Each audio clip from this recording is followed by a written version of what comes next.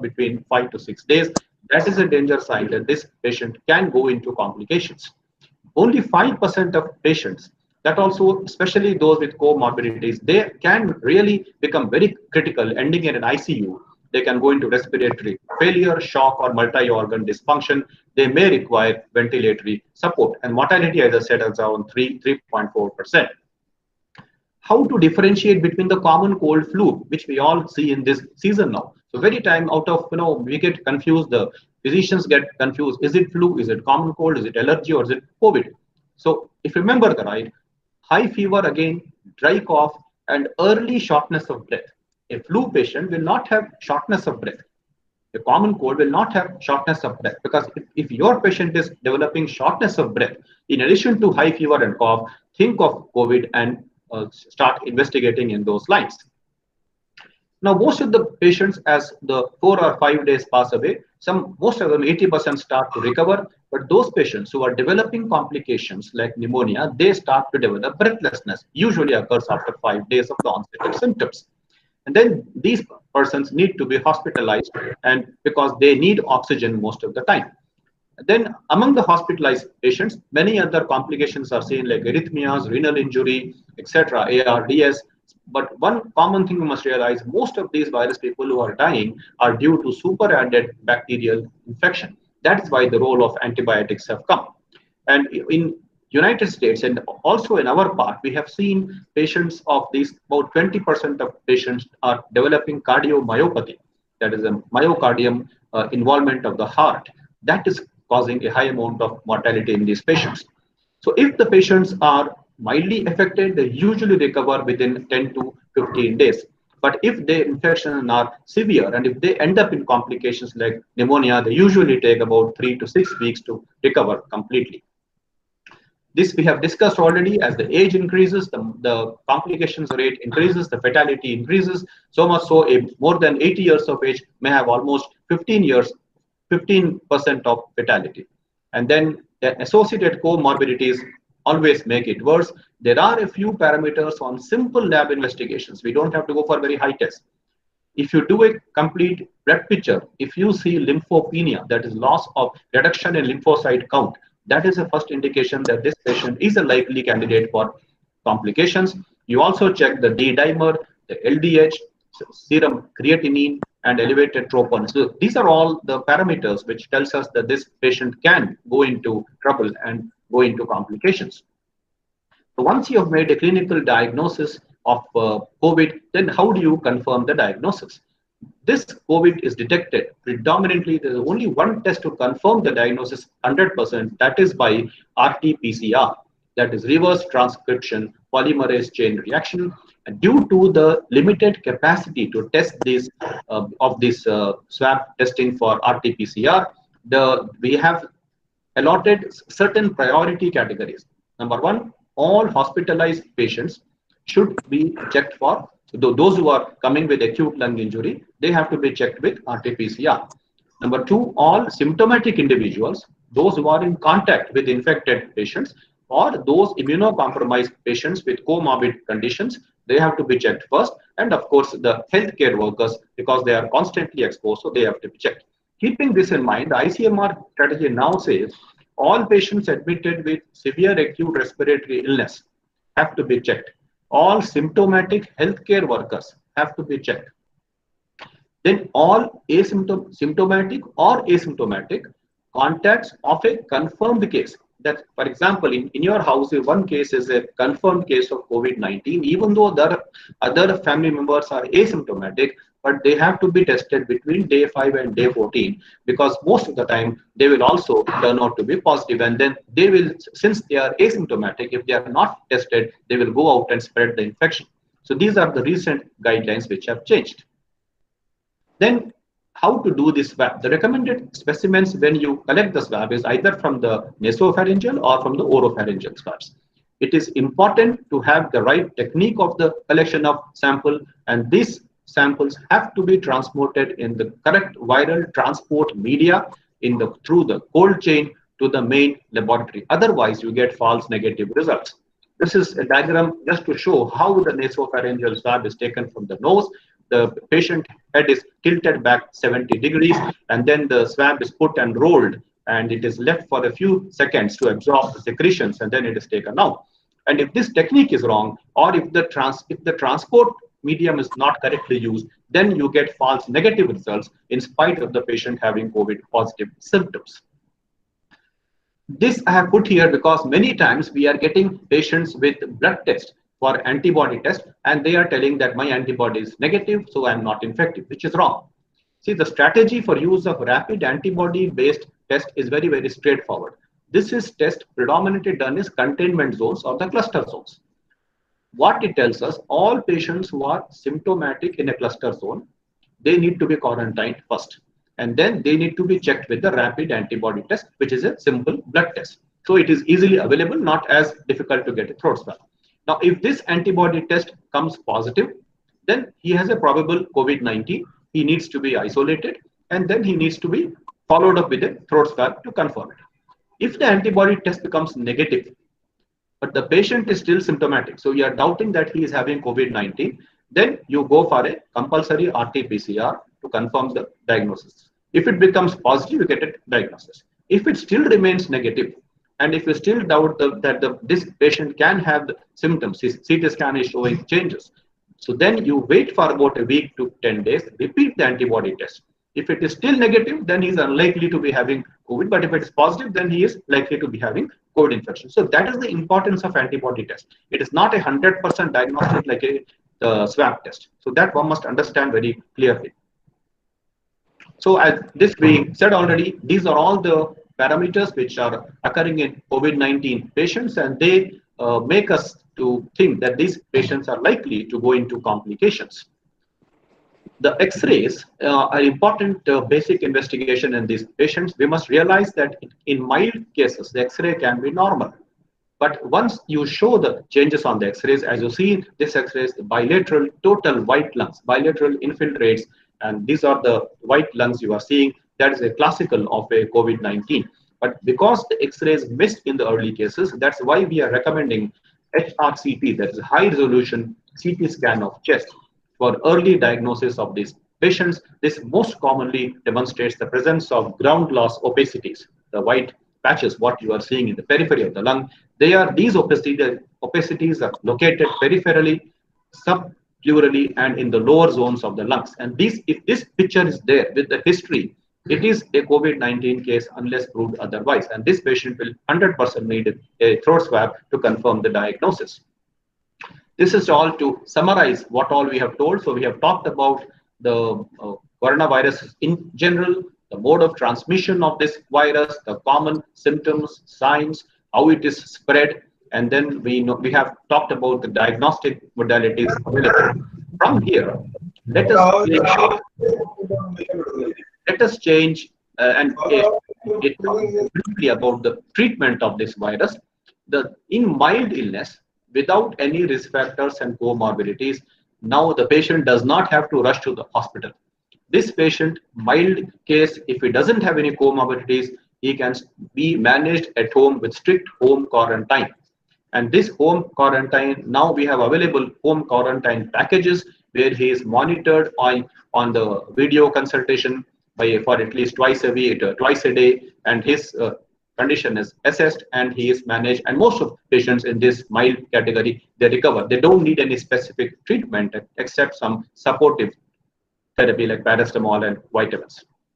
If the patient develops breathlessness or hypoxia and his CT scan is showing changes, now this CT scan can also be graded into 1, 2, 3, 4, 5 corads. So the more the corads, more than 3, it becomes more imperative that it goes into the hospital in an isolation room. Even these moderate cases, most of them, they are recovering with oxygen administration, but they need other medications as well. As I told you, because of super infection, they will need IV antibiotics. Sometimes they will need specific antiviral drugs. Now we have recent drugs like favipiravir is available. Hydroxychloroquine is recommended by the ICMR in this category if the patient does not have any cardiac complications like prolongation of the QTc interval. So we can use hydroxychloroquine, antiviral like favipiravir, antibiotics, steroids, anticoagulants, etc. As the patient get worse. If this patient is presenting in a very critical condition where he has extensive bilateral lung involvement, severe hypoxia, then he may need a mechanical intubation. So he goes into the ICU. Then there are experimental drugs are being given now in the form of remdesivir, anti-IL-6 drugs like tocilizumab. Recently, another group of these drugs have come just yesterday. The name of tedalizumab. They will require a dose of steroids, high dose of anticoagulants, and they may require ventilation. I don't want to go into the details of the modes of the ventilation. This is for our mostly our paramedical staff, because the nurses, especially when they are in the working in the ICU, they are very prone to get infected more than the doctors. If we go in the ICU, do the rounds, we wear all the PPEs, and then come out. The nurse will stay in the ICU for 8 hours. So, and wearing the PPE, they should compulsorily wear the personal protective equipment, which consists of an N95 mask, a face shield, a full sleeved gown, gloves, leggings, and also protective goggles. And even in the clinics or hospitals, even the cleaning persons who are utilized, the class 4 staff, they also are required to wear these like a face shield, gloves, full gowns, because they again become carriers of infection, as we have seen many times in the hospitals and medical colleges. It is very easy to clean these clothes and the masks.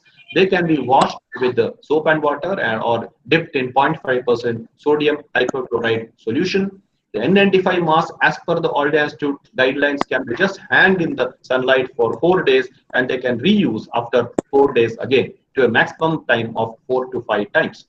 It's very easy to prepare 0.5% of sodium hypochlorite. You can make it at home with 1 scoop of bleaching powder in 10 liters of plain water. So that is very easy to make, and individually also we can manage with all these masks. So this is what we have talked about: the virus, complications, treatment, all these things. Now we still know that there is no definite treatment for virus, and the vaccine is still far away. So then what we can do as an individual, what precautions we can take? The first thing we can do is maintaining social distancing. This is the reason why the lockdown was brought, because people in a lockdown, what happens? The people are forced to stay indoors, so it creates a barrier of physical distance between 2 or more people. So you cannot meet more number of people forcefully in a lockdown, and so the transmission of the infectious agent gets reduced. This is very important in preventing transmission and mitigates the outbreak of COVID-19. And then this social distancing is basically, the aim is to reverse the transmission and to flatten the curve. By flattening the curve, it means the delaying the spread of the virus. With this idea, the lockdown was brought, and it's served its purpose as well. Then we must understand a few terms which we will encounter every time. We must be hearing in the news and many of the medical persons. Isolation. What is isolation? Isolation is the separation of ill persons, that is, persons who are ill, affected with the virus. They are isolated from the non-infected persons so that they interrupt the transmission of the virus. Quarantine is different than isolation. Quarantine is the quarantining of those patients who are close contacts, or who have come in close contact with an infected person. For example, people residing in the same house, though they are not ill, but they may be they may be in the incubation period, or they may be asymptomatic. That's the reason why they are quarantined, or they are made to lock themselves in a room in the home, or in a quarantine designated facility. So because we know that we don't have a treatment as such, and we don't have a vaccine, which is still a long way to come. So it is always important that, apart from good clinical diagnosis and confirmation by PCR, a good public education and social mobilization will slow the epidemic and save life. So that is very important. Then the lockdown versus mask wearing, always this controversy goes on. The lockdown has shown its purpose. Initially, it was done to prevent us, to help in the social distancing. It was able to reduce, but we cannot continue lockdown forever because of its impact on the economy. So it has to be opened up, and once the lockdown opens, the mask wearing becomes very important. Jain Munis, if we see, have realized ages ago that there are organisms in aerosols and droplets. That's why they wear a mask, to avoid inhaling them. This is a unique preventive measure in the form of their ancient wisdom, and this was practiced in Hong Kong and Taiwan, and they demonstrated the value of universal wearing of the mask to mitigate the current pandemic of COVID-19. Mask wearing is simple, it's very cheap, very simple. Even a cloth mask can be made at home. If practiced by everyone, whenever you leave your home, please wear a mask. It is been found to be twice superior to lockdowns. It flattens the epidemic curve much better than the leaky lockdowns, which people don't follow up after some time. And unlike lockdowns, mask wearing preserves the socio-economic basics. So that is important. So by wearing a mask, you are not only preventing the spread of infection and protecting the uninfected people, but also if automatically you tend to avoid touching your nose and mouth because you are wearing a mask. So automatically that fomite transmission is also reduced. And I feel that a practical platform now that the lockdown is lifted up is formed, that a COVID-19 committee should be formed as a practical platform in every district. This committee can consist of representations from civil administration, health management professionals, businesses, industries, voluntary organizations, like Rotary and Lions Club. So all these people can come together and evolve locally relevant solutions for COVID-19 control in their own district. So your own one district can have different requirements when compared to another district. So they can't be a full uniformity. So if you form this a group of people who can form at the guidelines, I think it's a practical platform and a good solution. After the episode, after this social distancing, let us now know how do you manage your own health in this COVID-19 crisis. So the gold standard is boosting immunity is the need of the hour. So how do you boost your immunity? The common thing which we keep on hearing is correcting the vitamin D deficiency. Now, vitamin D deficiency, if you can see COVID word itself, correcting with vitamin D deficiency. So COVID will be stands for correcting vitamin D deficiency. Okay, so vitamin D is available to us in diet, plenty of milk, eggs, etc. Walking, exercises, exposure to sunlight. Typically, they say between 10 a.m. to 3 p.m. is the sunlight which releases, which sends us or gives us most of the ultraviolet rays which are helpful in making the vitamin D. In India, most of our skin is dark colored, so it has more of melatonin. So the conversion of vitamin D becomes less. So probably that's the reason why we are having a vitamin D deficiency. Vitamin D deficiency is also found to be higher in people with diabetes mellitus. Diabetes already is a comorbidity which makes them a high risk. If they have also vitamin D deficiency, so it becomes all the more important for diabetics to take vitamin D. Why you should take vitamin D? Vitamin D has very specific anti-coronavirus activity as well. It attenuates the spike protein of the virus. The spike protein is the spike which attaches to the alveolar cell and the virus will enter the respirator cell. So this is blocked by vitamin D. Number two, vitamin D has the potential to modulate the cytokine storm, which is seen in the severe COVID-19 patients. Why does the patient become bad? Because he has the severe cytokine storm, where the patient's immune status goes berserk and they have a very high or strong immune reaction. So this is also modulated by vitamin D. And thirdly, vitamin D is known to increase the innate immunity. So vitamin D forms a very important part of our diet, which has to be corrected in these times. Then the next important thing is to maintain a healthy gut microbiome. Gut microbiome means the microbiome is the bacteria present in our gut or the intestines. These healthy, if they are healthy, so a healthy body can maintain a healthy gut. If your gut is healthy, then this will improve the immunity, it will boost your immunity, and the body's response to fight the infection becomes very strong. And to have a healthy gut microbiome, simple, our healthy homemade food recipes are ideal rather than going for the packaged and food which is with the high calorie food otherwise. So go for simple homemade food in this time of COVID crisis to maintain a good healthy gut microbiome. Third is the antioxidants, which are also immune boosters, vitamin C, zinc, and curcumin. They all improve the system, and lots of work is going on in combinations of vitamin C, D, zinc for improving and boosting immunity, because all of them are powerful antioxidants. One word I want to say about curcumin. Curcumin is a drug which I'm doing the study right now. I think hopefully within the next 2 months I will be able to publish that. Curcumin is known to be an immune booster. It is known to be an antioxidant. It is extracted from haldi or turmeric. Then it has been found to reduce replication of the virus and to prevent the binding of the spike protein of the virus to the alveolar epithelial cell. So if you take enough amount of curcumin, which is now available freely in tablet form, that is also causing a lot of role. In my study, what I have done so far, almost about 45 patients, they, most of them, almost more than 30 of them, have shown very good response and they were not going into any complications. Then I want to talk about one drug. This is my favorite drug, Pidotimod, which is an immunostimulant. I have done a lot of work on this drug. This drug I have been using for last 3 4 years for preventing infections in my COPD and asthma patients and found very good results. So when I studied the mode of infection of the virus, I found that it exactly fits where it hurts. See, what does the virus do? These patients who are low in immunity, like we talked earlier, diabetics, hypertensive, and other with comorbidities, their immunity is low. Whereas this drug, by increasing the killer cell activity of the cells, what I mentioned here, dendritic cells, macrophages, and neutrophils, the killer cell activity means they engulf the virus and kill the virus. This activity is enhanced by the pidotimol. Thereby, it increases the innate immunity. And I have done trial with this study with this, which definitely showed excellent results. It showed improved survival and reduced complications. But the only thing is, this drug has to be given early. If you give it in the end of the disease, when the patient is going into complications, then it won't work. You have to prevent the complications.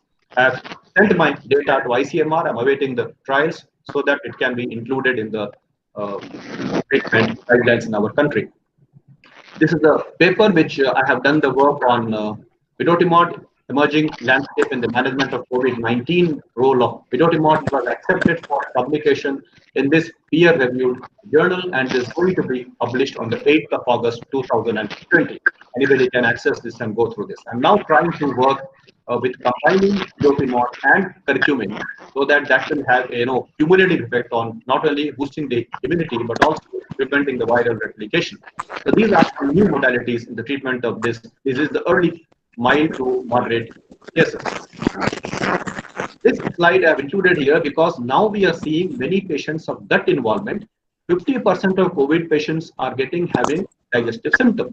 They are also showing kidneys, liver, and skin like eczema and dermatitis due to frequent hand washing, and even direct skin involvement is seen in COVID patients. But there is a gastrointestinal symptoms which are showing very commonly now. About 3% of patients are presenting predominantly with only digestive symptoms. As I told earlier, the virus is shedding the stools for 5 weeks. So it is very important that to maintain proper hand washing protocol after the bowel movement. Another practical thing what we have learned is when this patient infected with COVID, if he passes stools and if he flushes, there is a thing called bioaerosols or toilet plume. So these bioaerosols containing the virus can come out and infect others. So you must also always ensure that you close the commode lid before flushing to avoid the bioaerosols from coming out. And also it is told that one must not use lavatory immediately after use by other patient. Give it some time for the virus to go away. So these are two practical points which has to be done in the present days. Apart from the GIT, we are getting also patients with red eyes, that is conjunctivitis, heart, I've already told, they are ending up in myocarditis and cardiomyopathy. Recently, I have seen two patients with presented with seizures, unsteady gait, or getting confusion.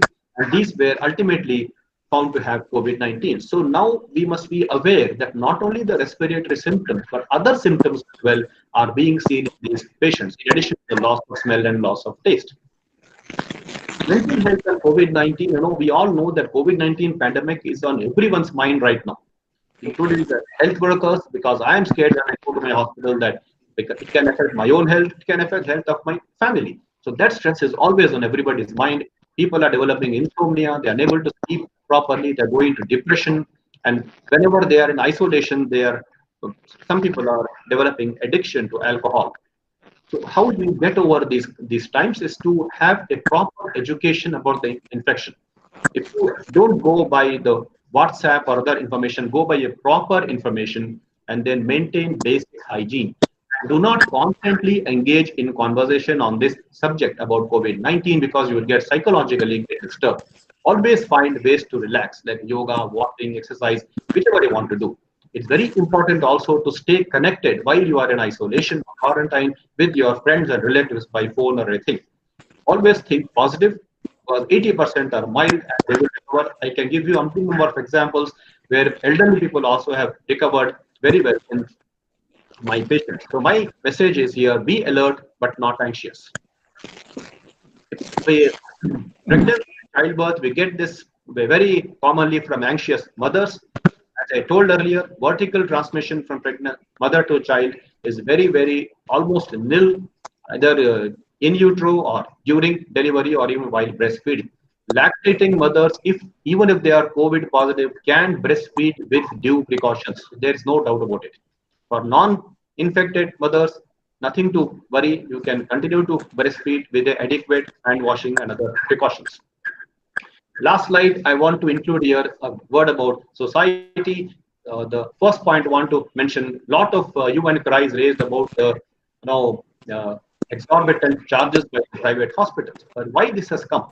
See, if in India, when we were planning the health, when we became independent, our main concerns were to avoid to take care of the mother and child health care, other infectious diseases, and those things were at the top priority. So at the basic level, our priority was there. So that time, the public healthcare did not develop the infrastructure for to tackle the crisis like this, like good ICUs, good ventilators, everything. That's where the private sector has come. So if there is improvement in the public healthcare, obviously the primary healthcare will be reduced. And but I don't justify the high rates still. That's one of the reasons why, because of improper public healthcare development, the private hospitals have come and they are providing all the facilities. Number two, we need to have more social physicians. By social physicians, I mean, for example, my teaching in medical college, we were taught to see patients, treat, investigate. That's it. Our job ends there. But now, to become a to analyze a problem of this much magnitude, social implications of a problem, we need these physicians have to be trained both in the undergraduate and postgraduate levels to on a broader platform so that they become more of a social physicians as well. Third thing is the disease surveillance system needs a reboot.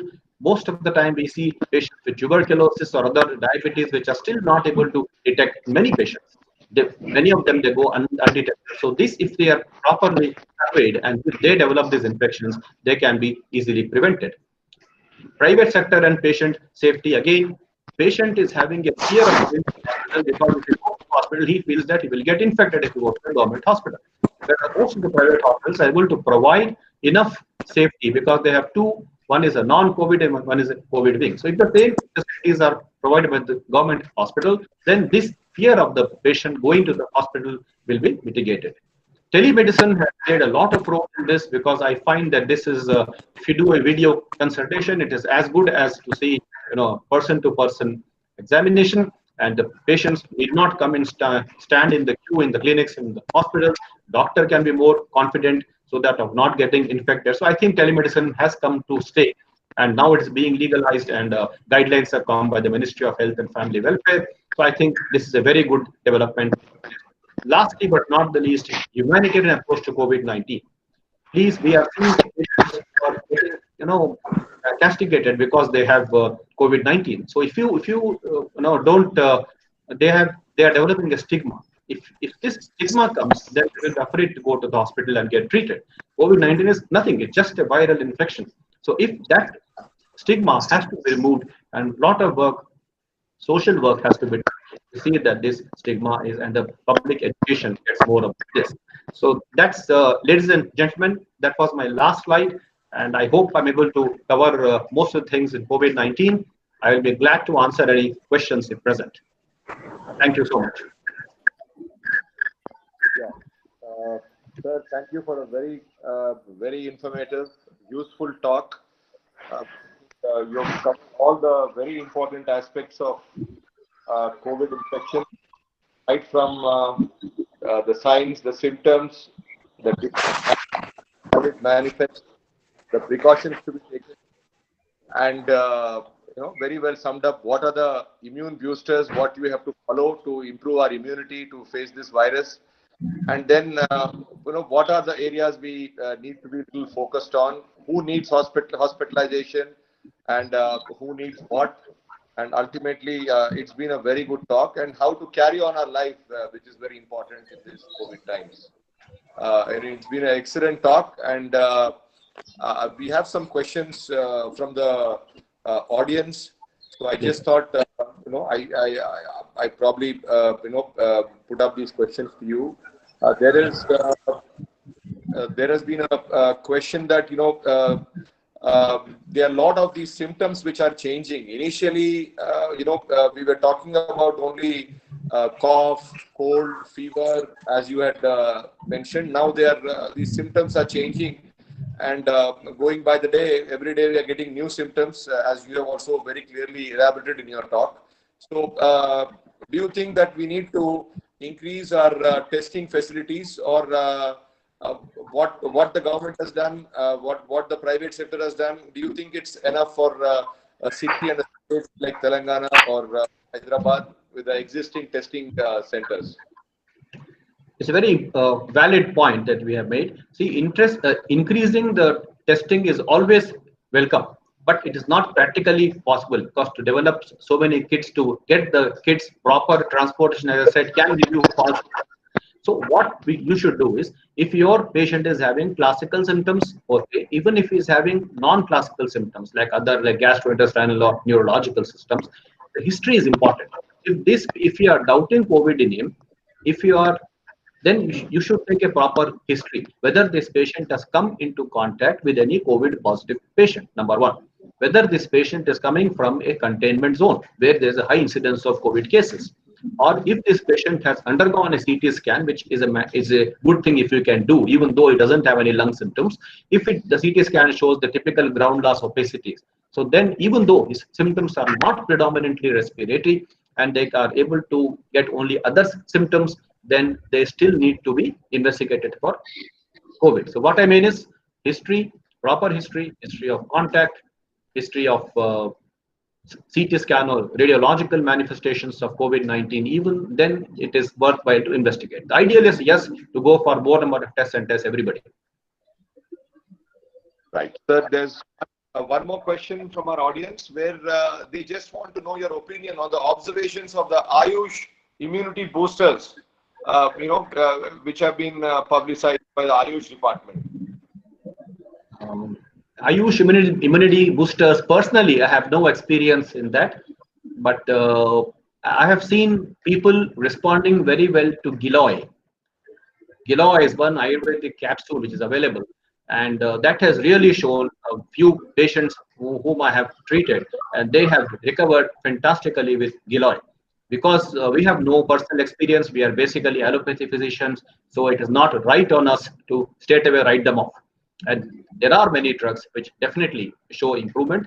And this Giloy and curcumin, I have used myself. I have seen myself how they recover very fast. So I think we have to accept it and then go by the evidence. They have to do enough number of trials to prove, yes, it is working.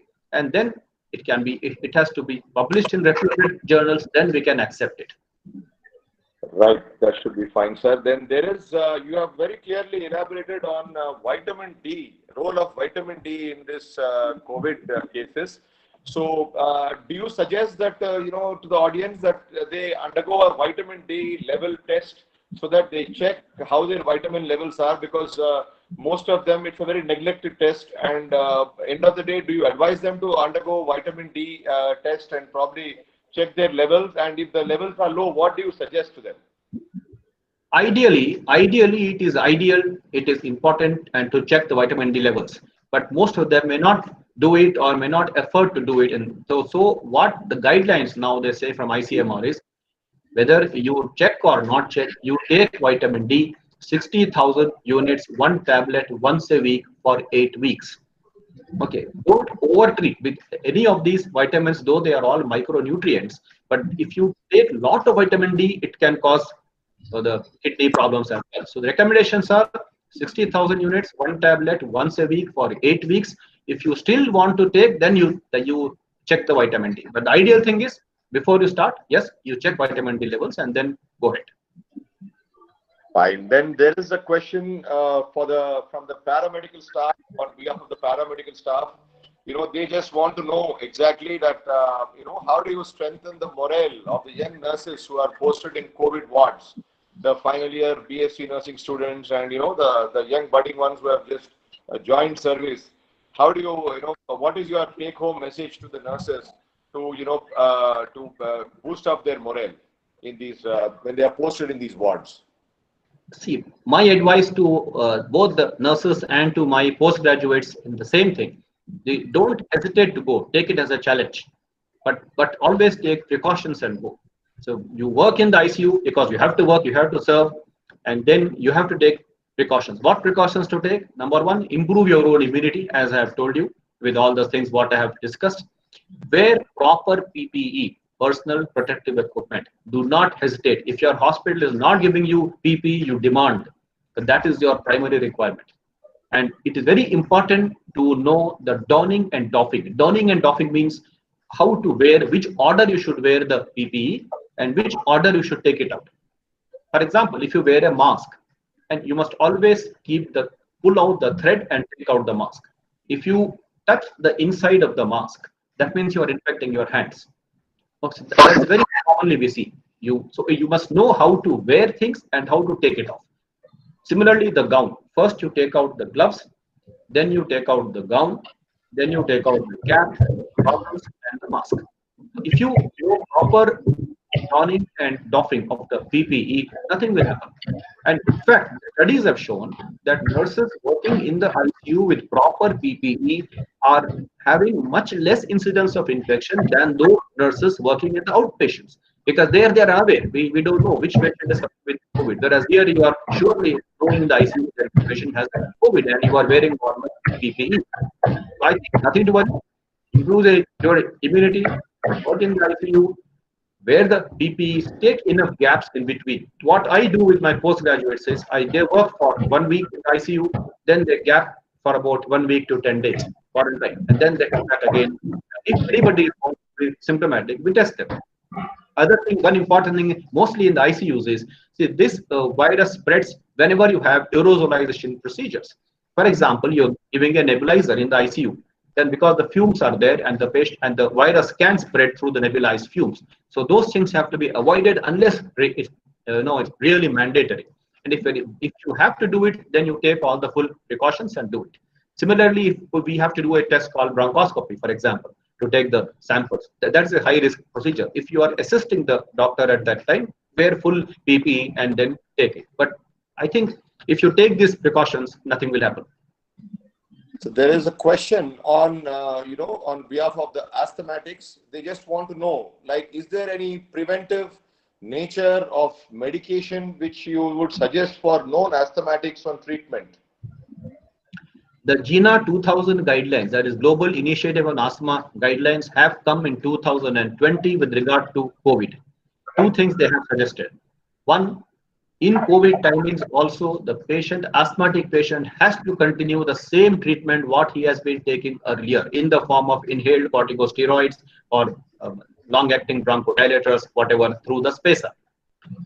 Number two, the use of nebulizers and the doing of lung function tests have to be very minimized. Okay, so what I mean is, if you are a stable asthmatic, you continue to use your inhalers what you have been using earlier with a spacer. If you are having an acute attack of asthma and you need to go for a nebulizer, then first you try using the same inhaler with a spacer. And most of the times, a spacer with inhaler almost equals to a nebulizer.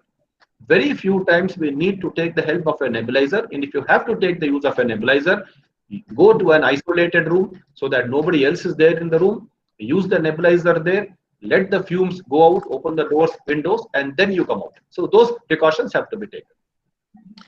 So there's one more question from our august audience. They just want to know, if a person is infected with corona, how often, what is the percentage where there is a chance of them getting reinfected with the same COVID-19 virus? I mean, your opinion on that and your experience on that. Yeah, it's very important because we have also seen patients. See, as per the literature, once you get infected by coronavirus, generally after 2 weeks, you become negative if you test. Having said that, we are getting positive patients who are lingering on up to 28 days or 30 days. Few of them have become negative and got reinfected again or became positive again. So that is why the guidelines say that when you are discharged from the hospital after getting stable, you are required to go to your home and get quarantined for another 1 week to take care of this situation.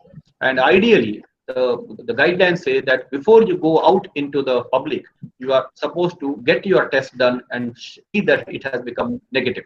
But practically, it is not being done because of various costs and other things. So generally, that's what I advise is if you complete 2 weeks of isolation, we are advising them to go for the antibody test.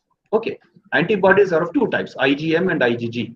If this patient who has improved from corona has developed positive IgG antibodies in his blood, it means that this person has developed immunity to the virus and his chance of getting positive again becomes very, very less. There is one question from the audience on the vaccine part, which has been, been in contention and discussion right through from when this pandemic has broken all over the world. Now there is, they are looking at, they want your opinion on when this vaccine can come out. When do you think it will be out, and whether there will be a vaccine which can prevent this COVID-19 that can be really out in the, can it see the day of light? Because there is so many other infections like dengue and HIV virus infection, which to date there are a lot of study gone on for a vaccine, but it's been very futile. There are no results, there's no headway on developing a vaccine for this.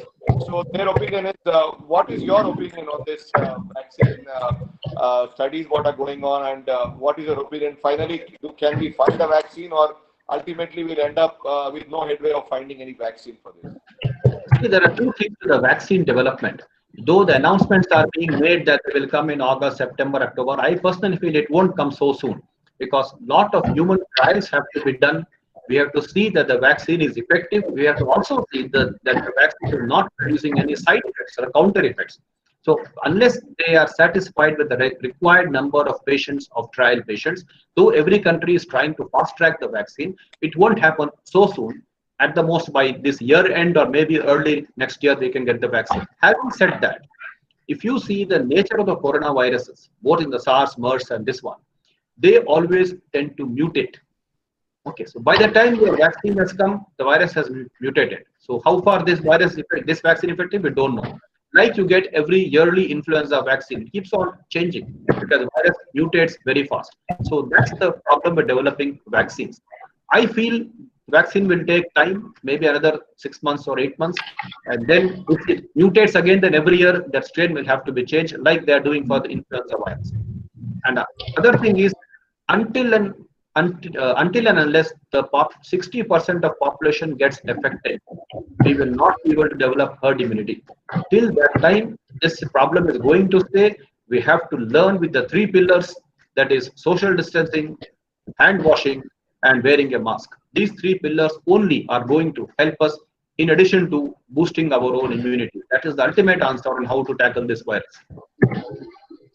Then there is a question that you see we constantly report newspapers that there is a huge rush of COVID-19 patients in panic to the hospitals, and there is a common perspective from the hospital side and from the media being reporting that patients who don't need hospitalization, in panic they go and end up in hospital beds.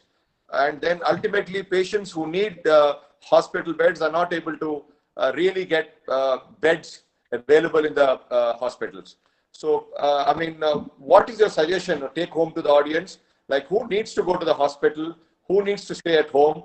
And once a person gets detected with COVID-19 positive, then what does he have to wait for to undergo hospitalization? As I told you, it's a very important point, very valid point you have raised. As I told you, most of the patients, 80% are just mild. Either they may be asymptomatic or having mild symptoms like sore throat, fever without getting breathlessness. They are maintaining oxygen saturation more than 93, 94 without oxygen. These mild patients need not go to the hospital and fill up the beds. In fact, you are having chance of infecting others actually. So my suggestion is we have been doing the home quarantine treatment for this for the last 1 month or so. What we are doing is we have formed a package of the gloves, sanitizers, gowns. We are giving them the incentive spirometry. Then we are giving them the pulse oximeter and a digital thermometer. So that will take care of all the paraphernalia they need for their own management. A doctor from our side, our team is monitoring them twice a day for next 2 weeks till they become cured. And I come into picture if they are developing anything, any panic reactions or any symptoms. We find that mild asymptomatic or mild symptomatic patients should be managed in home with home quarantine and by a home quarantine package with the due video monitoring with their team. If you're now, what are the signs where you need to go to the hospital? The 14% of patients who are developing breathlessness, then they are the persons who are having problems. So you measure the respiratory rate. If your patient is developing fast respiration, if your pulse oximeter shows it is less than 93 without oxygen, and if you are feeling high fever and restless, these are the conditions which need to go to the hospital.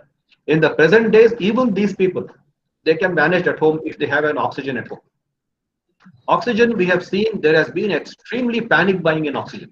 Everybody is buying oxygen, keeping at home, just for the sake, in case I get bad, I will need. So these need not happen. Everybody will not get bad.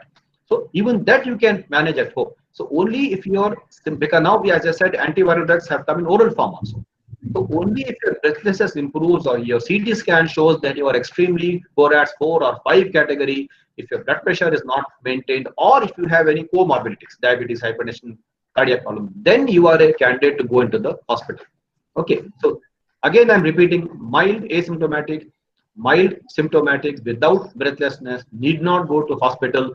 They can be managed at home with complete home quarantine and video consultation. There's no doubt about it. That's very precise, sir. There's one more question. I think one of the last questions for today. The organs which are affected by this COVID-19, like you've mentioned about lungs, about intestines, about different organs, cardiac.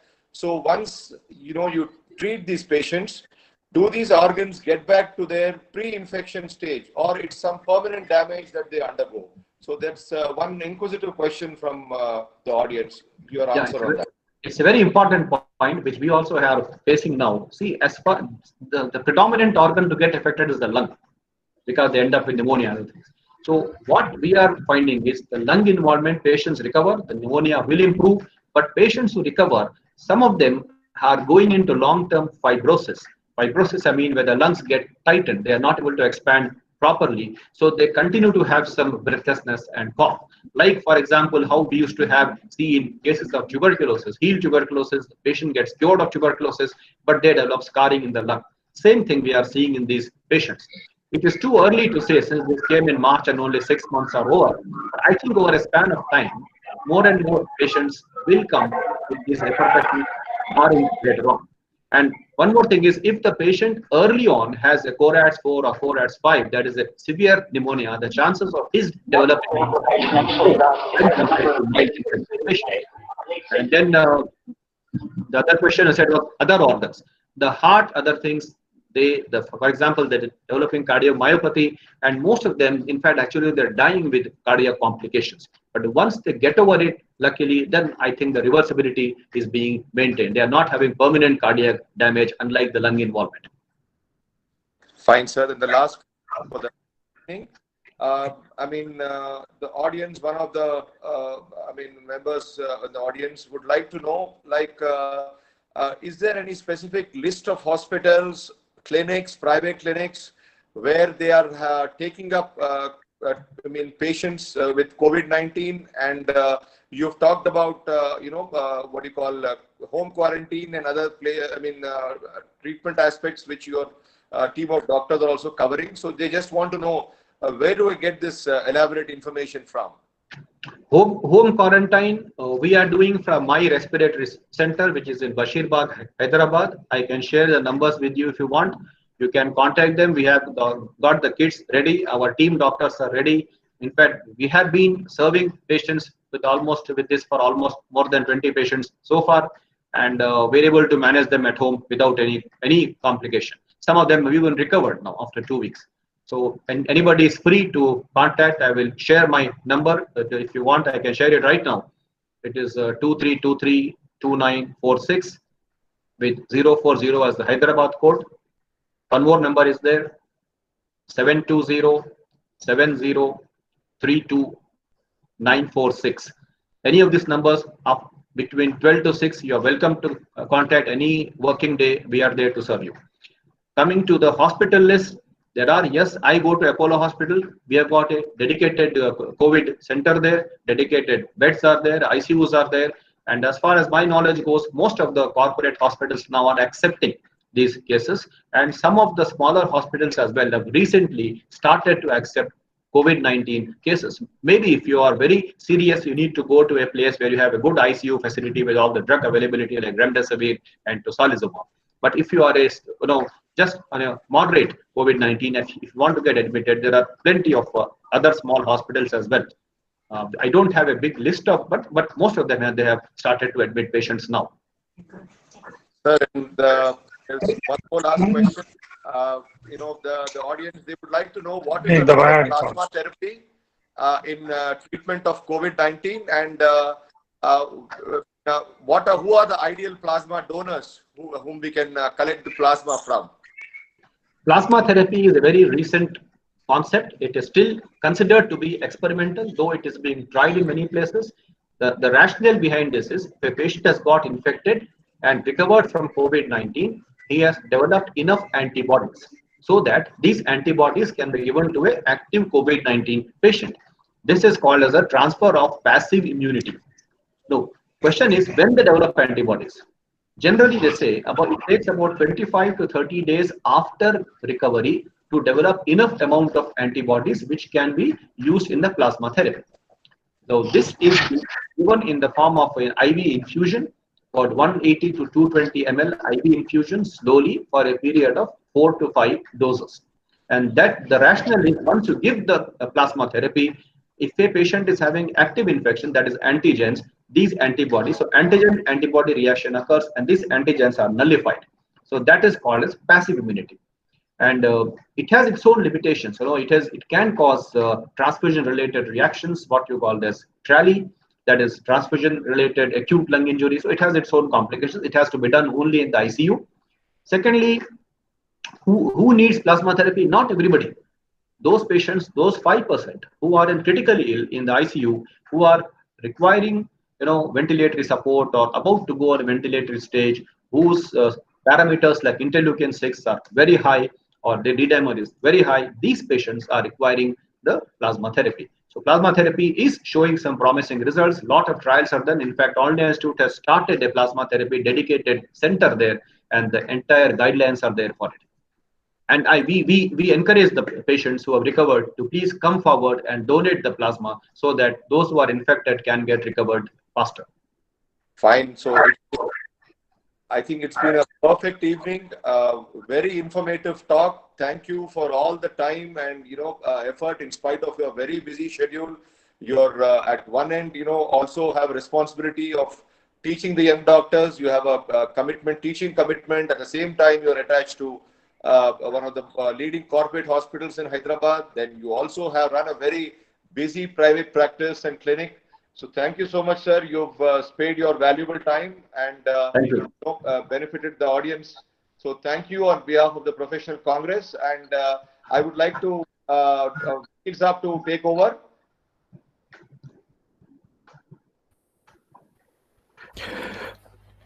Dr. Pradeep Agre, yes. Can you hear me? Yeah, please. Yeah. It was a phenomenal presentation, honestly. We have heard so many presentations in the country. Thank you. But your presentation you gave a complete panoramic view of the pandemic. And you have suggested so much of self-assurance to the audience that everybody need not go to the hospital. This is very comforting what you have mentioned. And most important and predominant is you have discovered that Karkunam has a role to play and you have conducted some trials. God willing, I think in the next few months, if this is successful, then this will be yet another ingredient in the armory of overcoming COVID. You have done amazing work, sir, and we owe it all to you. On behalf of the Secunderabad chapter of AIPC, I want to express my deep sense of gratitude to you, and God bless you, sir.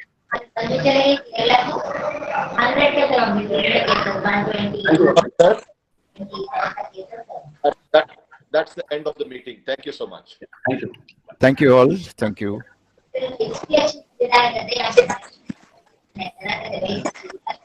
Thank you, everyone.